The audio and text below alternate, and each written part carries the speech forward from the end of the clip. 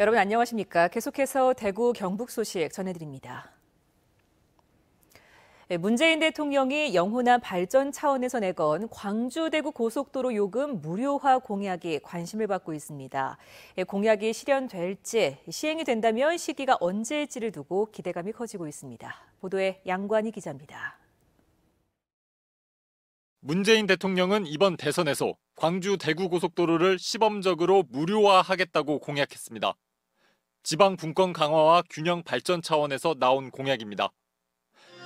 2015년 말 개통한 광주 대구 고속도로는 영호남 사이의 물리적, 심리적 거리 모두를 좁혔습니다. 요금은 승용차 기준 13,000원 수준이지만 무료화되면 동서 화합의 또 다른 기틀이 마련될 것이란 기대감이 커지고 있습니다.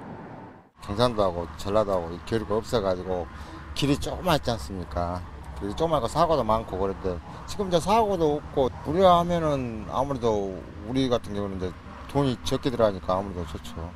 개통 초기 예상된 물류 비용 절감액은 연간 760억 원. 무료화되면 경제 효과가 더 커질 것으로 예상됩니다. 개통 1년 만에 차량 통행량이 개통 전보다 30% 늘어 광주 대구 고속도로는 영호남 화합의 가교 역할을 톡톡히 하고 있습니다. 다만 풀어야 할 과제도 많습니다. 광주 대구 노선만 무료화할 경우 다른 노선 이용자들이 형평성을 내세울 수 있습니다.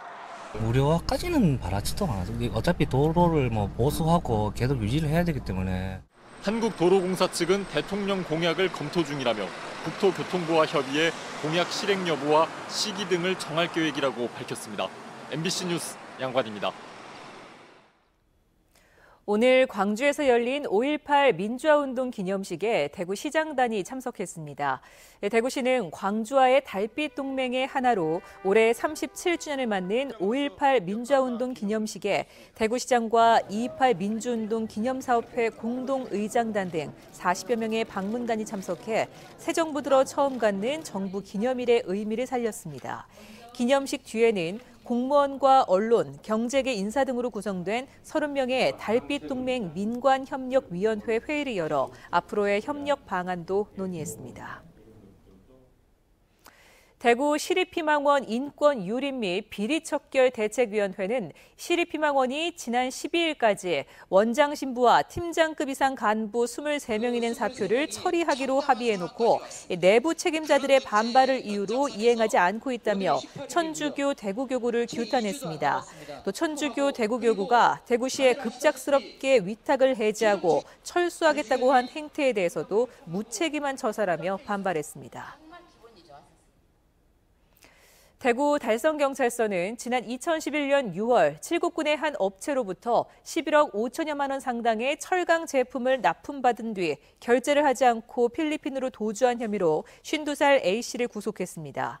경찰 조사 결과 A씨는 고급 아파트 상가를 담보로 제공하겠다고 속인 뒤 납품받은 제품을 다른 곳에 싸게 팔고 해외로 도망간 것으로 드러났습니다. 대구 남부경찰서는 교통사고가 난 차량의 견인비를 부풀려 보험금을 타낸 혐의로 견인업자 41살 A씨 등 20명을 불구속 입건했습니다.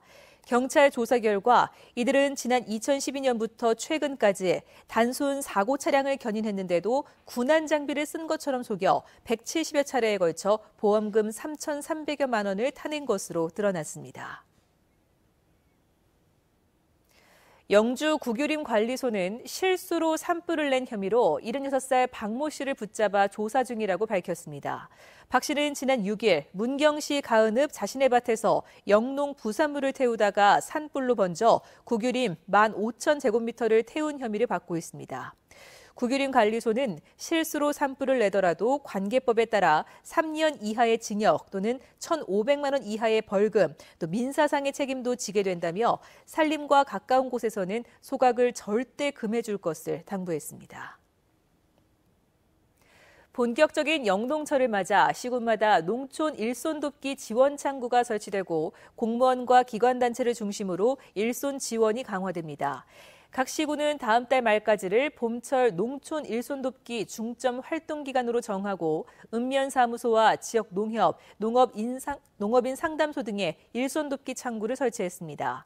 일손돕기 창구는 기관과 단체, 자원봉사자 등을 농가와 연결하는 방식으로 진행하고 고령 농가나 부녀자, 장기 입원 농가, 그리고 재해 농가 등을 대상으로 중점 운영됩니다. 국민안전처는 한반도 지진 관측 이래 최대 규모였던 경주 지진 180일간의 기록을 담은 9.12 지진백서를 발간했습니다. 대구 경북 소식이었습니다.